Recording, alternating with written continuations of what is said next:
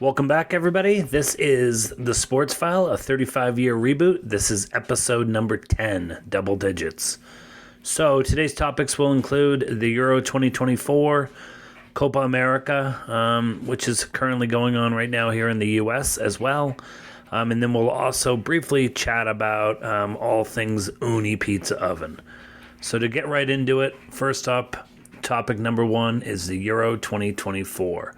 So been talking about this for a while. Great tournament to watch if you're getting into soccer. We're fortunate right now that we have both Copa America and Euro 2024 going on at the same time.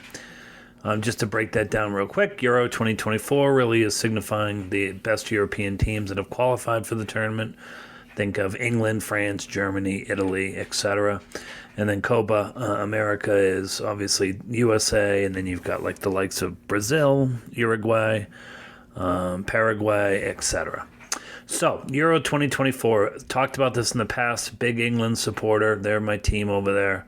And if we're being honest with ourselves, the first three games have not been great. They finished at the top of their group, so we're coming out of the group stages and headed to the knockout rounds.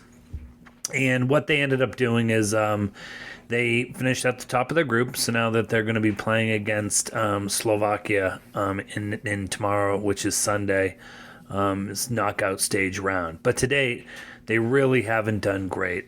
Gareth Southgate is the manager, and they really have failed to convince a lot of people that they're up for the task. They were the favorite if you were looking up at like a FanDuel or DraftKings or MGM Bet. England was the favorite to win this entire thing, and they just have not looked great. They've been incredibly boring to watch, to be totally honest with you. They secured a victory over Serbia, but then they followed it up with draws against Denmark and Slovenia. They have had some injuries. I think the biggest injury to date has been Luke Shaw, which has really kind of created an interesting formation and kind of dilemma for Southgate right now. Is he's playing Kieran Trippier at left back, but the problem is he's a right-footed player, right? And so it's just not natural for him to be on that left side.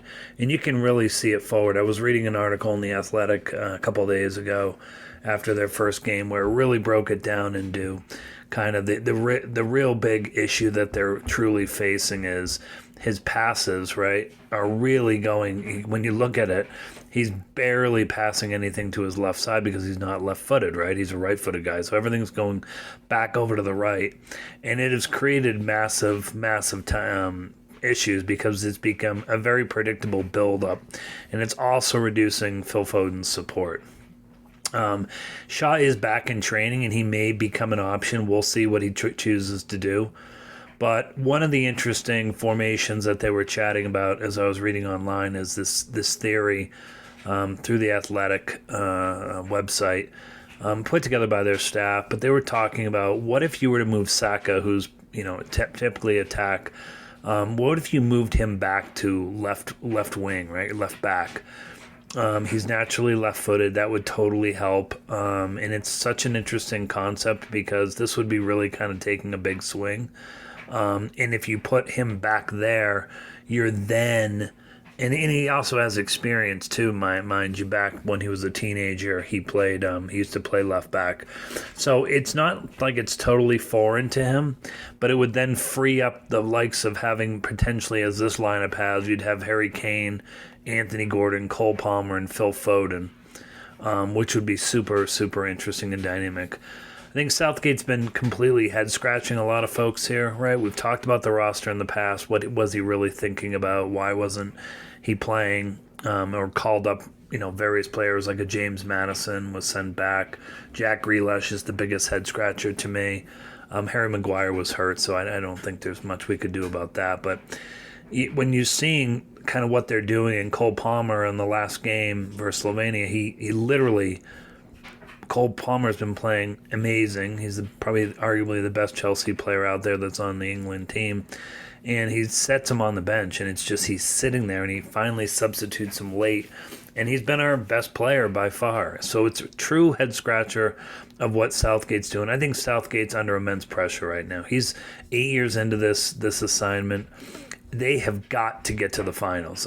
In my opinion, for him to save his job, definitely his job is on the line. And by the looks of it, there's just there's really no chemistry right now. Even for guys that have been on this squad for a while now, like Phil Foden and Harry Kane, it's been sort of painful to watch Phil. Phil's such an explosive, dynamic player. He made this, what I thought was an amazing pass up to Harry Kane, pushing it through, almost like a through ball, and Harry just wasn't there. It was like Harry was just didn't really have any sort of chemistry with Foden, which is another huge head scratcher since they've been playing, in various Euros and World Cups over the past and playing on their national assignments and tournaments. And, I think the world of Harry Kane. That was my guy forever, and I still do, but it's just, this chemistry is not working. It's even a little bit more frustrating. They sent Phil Foden went home for the birth of his child. That's fine, but it's just, this camp feels really, really loose. And I do wonder and question, is this team up to the task, and are they up to really actually showing and competing at that high level against the Frances and the Germanys that are clearly coming, right? And so we'll see. I don't know. I don't have a good hope. I think they definitely win their next game.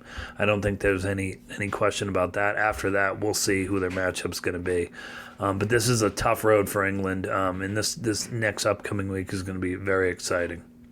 Topic number 2, the United States men's soccer team is in Copa America. And this is no longer the history of U.S. men's soccer. It's not, obviously, it's been up and down. They're not, I wouldn't say, a complete powerhouse, right? But they are pretty decent. But when we think about USA, like have become kind of this underdog through the last few years, right? Rising up. Last year in the World Cup, they were able to get out of the group stage, which was a huge win. But I don't think they're necessarily that underdog anymore, right? They're not really an underdog. And so when you look at USA, they've got to start winning some key games, right? And they had it in front of them. They played Panama the other night. This was definitely a must-win for the U.S. men's team. I'm reading a stat here up on The Athletic again by Elias Burke. There's 32 places that are separating the U.S. men's team versus Panama, right? That's just, a huge. So you should have absolutely rolled.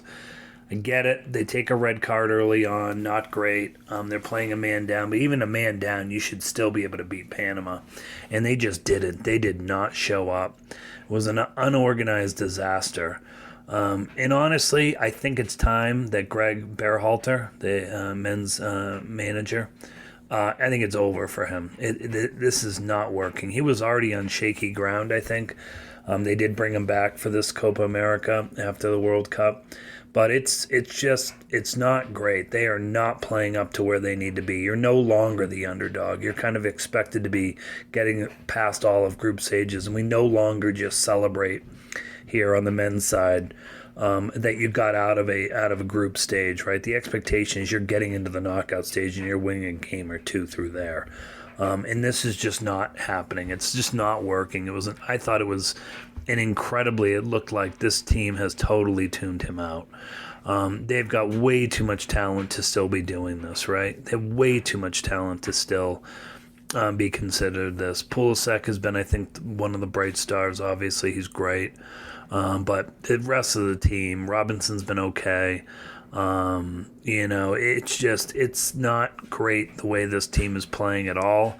I will be shocked. I mean, they really need some help here to get into the knockout stage. They've got their final game coming up versus Uruguay. They're going to be, I think it's about even, the matchup.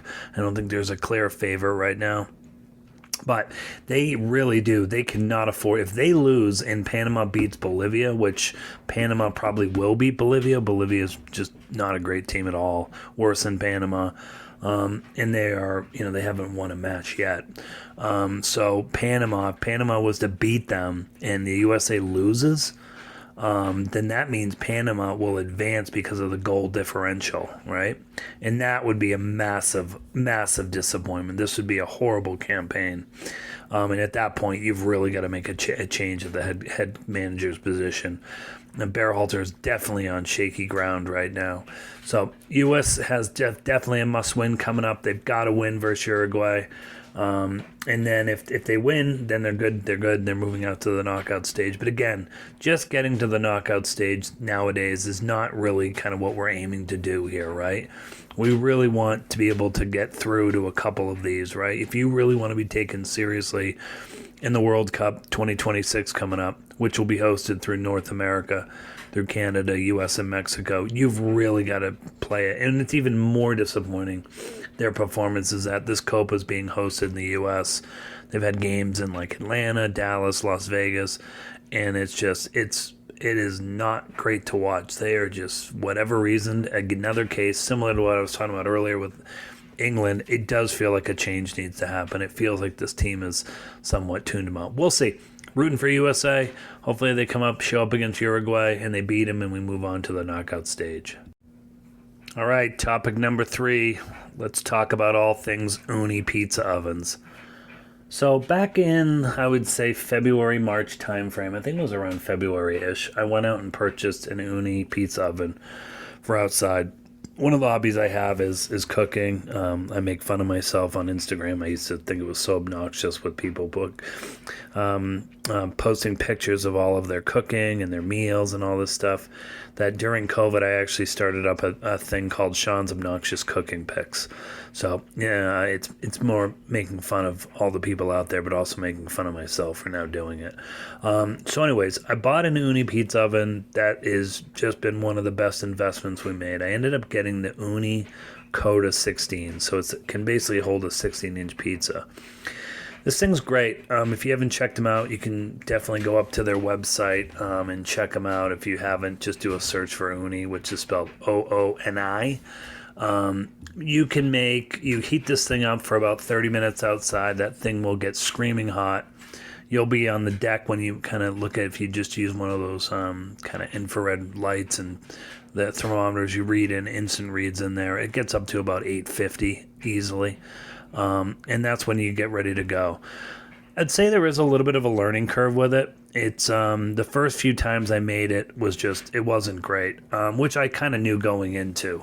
From everything I'd read and researched, being on various websites or up on YouTube, or even going up to Reddit and joining the ooni group, or looking at the Facebook ooni group, there is a little bit of a learning curve. One of the things I was doing is I was buying dough that I used to buy at our local Italian deli down the street here at my house, the Great Spinelli's Market. And we used to make pizza all the time inside. Try to use it there, and it just burned. It burned, wasn't cooked. It was just terrible. And we did that twice. The second time was a little bit better, but not great. And so that's when I started researching. Basically, what I found out is you got to make pizza. You got to make your own pizza dough. There's sugars. There's all these other additives that are added into pizza dough, which doesn't help in kind of an oven that is made to make Neapolitan style pizzas. It's not great to use, right? So I started making just the standard ooni classic dough recipe, which the ooni has a great app. You can get all these recipes. The dough recipe is super easy. It's basically you buy 00 flour, which is this incredibly fine flour, and I buy the King Arthur brand. So King Arthur 00 flour, you can buy like 4 packs of it up on Amazon. And then you actually use active dry yeast. Then you want to use lukewarm water and salt. And that's it. It's a same day dough too. So you need about 5-ish hours for it to get going. That's what I've kind of landed on for a sweet spot. You mix all those ingredients together essentially. There's a little step. You keep the dry separate from the wet. In the water, you're going to do water and yeast, and then you add that to the salt and flour. Just use a mixer. If you have like a KitchenAid mixer, put the dough hook on it. Let that go spin for about 10 minutes. And then what you do is you let it sit out, put it, cover it with like a washcloth out on the countertop for about 2.5 hours. That's what I do. And then after that, the dough doubles in size. And then you kind of divide it. What I've landed on is it makes about 3 good doughs. So you can make 3 pizzas that are fairly decent size. I'd say they're more like anywhere between 12 to 14 inches or so in size.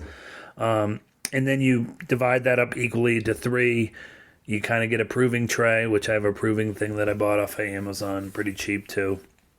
And you just sprinkle that with flour, roll the doughs out. You can see all these videos on how to do it. It's super easy once you've done it a couple times. And then you just let it prove on the counter for another 2.5 hours or so.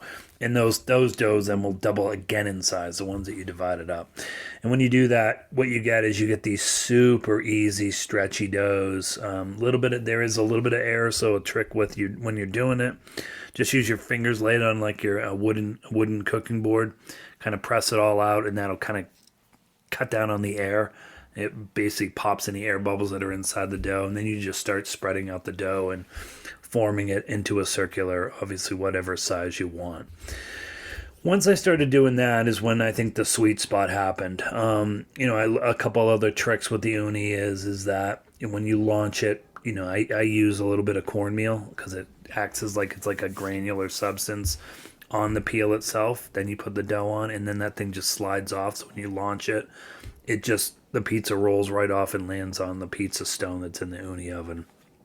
And then from there, what I do is I turn the flame all the way down from high to low, and then I keep it sort of to the front right. So if you picture this thing, there's an L-shaped flame going around. I'm putting it away from the flame, and I let it sit there for a good 30 seconds or so. And at that point, you start turning it. And what I'm doing when I'm turning it is I have this small metal round peel type device, and you simply just start rotating the pizza around because you want it all to cook evenly, and you want your dough crust to cook evenly as well. And when I'm doing that, I'm actually moving it back towards the lower left rather. So now I'm going closer to the flames, and then I kind of bring it back out. You can make a pizza within 2 minutes easily. I mean, I haven't yet to time it, but it's somewhere between 90 seconds and 2 minutes. We've been making classic margarita pizzas. I haven't ventured into making my own sauce yet, but that is something I'm going to do once I get back from our vacation that's coming up here. Right now, I've been using Carbone's pizza sauce, which I think we started with Rouse. Rouse was decent, but Carbone is pretty good stuff. So I use that, and then I just buy a mozzarella ball, fresh one from down the street at a great market called Marzik's. And then we form margarita is just the sauce, the mozzarella's. You take chunks of it, drop it on, and then you put basil when it comes off. I usually add a little Parmigiano Reggiano as well. I kind of freshly grated over there. Add a little salt, a little pepper, a little olive oil on top of it just to get it going. And they really seem to come out great. We've also done a sausage pizza. Same ingredients, you just add some sausage. Same ingredients, we've added pepperoni. They all kind of turn out great. And I'd say the last 2 months, we have pizza once a week now. It's turned out great. I'm a huge fan of the ooni right now. It's become just such a great little hobby of making these pizzas and seeing them how they go. So if you're in the market, if you love pizza, if you're used to making it in your oven, check out the Oonies. I think mine was $4.99. I want to say I got it at Ace Hardware. Great little investment. That if you're looking into it, and it's a great little hobby. There is, like I said, a little bit of a learning curve. Be patient with it. Go into it understanding that your first few may not come out great, but once you really get the hang of it and the trick of it, I think you'll be off and running. I love it. We haven't ordered pizza in a long time. Since I got it, since February, we haven't ordered a pizza. So I'm a big fan. Go Ooni. Anyways, that's been the Sports File, 35-year reboot. I'm going to be off for the next couple weeks. We're going to be going on a vacation over to Southeast Asia, to Singapore and Bali. My whole family will be reunited. My wife and 3 boys will all be over there. And it's going to be just a ton of fun. So I'll be off for the next couple weeks. When I get back, we're going to be getting ready for Broncos. Broncos training camp will be kicking in. We'll see what the Nuggets have done during free agency. So anyways, have a great couple weeks. Have a great 4th of July. Wherever you listen to your podcast, please like, comment, and subscribe, and I'll talk to you in a couple weeks.